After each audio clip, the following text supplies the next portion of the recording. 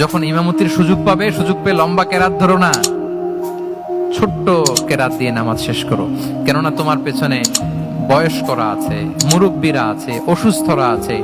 জাল হাজা, তার একটা জরুরি কাজ পড়ছিল, যাচ্ছিল, হঠাৎ মাগরিবের আজান, ভাবলো রাস্তার পাশে যেহেতু আজান দিছে নামাজটা পড়ে নিয়ে, নামাজে ঢুইকে দেখছে আপনি সূরা বাকারা ধরছেন, তো বেচারা কি কাজ করবে না কি করবে? আর তার তো নিয়ত ছিল ফরজ নামাজটা পড়ি যে বাস ধরবো, এখন আপনি ধরছেন কোন সূরা? বাকারা।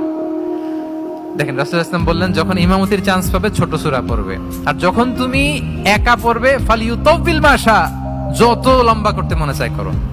রুকু করো লম্বা, সেজদা করো লম্বা, কেরাত করো লম্বা।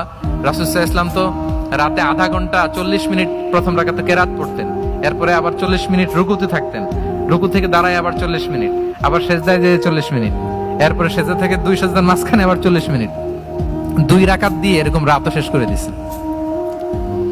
তো আপনার লম্বা যদি পড়তে মনে চায়, আপনি তো আপনার ব্যক্তিগত নফল সালাতে এভাবে লম্বা করবেন। কিন্তু আমাদের হয়ে গেছে উল্টা, একাকী নামাজ কোন রকম রুকু সেজদা এরকম হয়ে গেছে না অনেকটা। কিন্তু ইমামতির সুযোগ পেলে মাশাআল্লাহ, আল্লাহু আকবার, এইবার শুরু হয়েছে শাইখ সুদাইসির কণ্ঠে এই লম্বা করে। এখন পেছনে মুসল্লিদের কি দশা ওইটা আর আমরা খেয়াল করি না।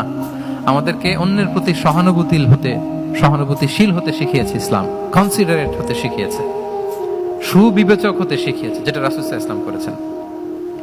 এবং রাসূল সাল্লাল্লাহু আলাইহি ওয়াসাল্লাম কোনো কাজে কাউকে পাঠালে ওনার বিখ্যাত সে বাণীটা বলে দিতেন,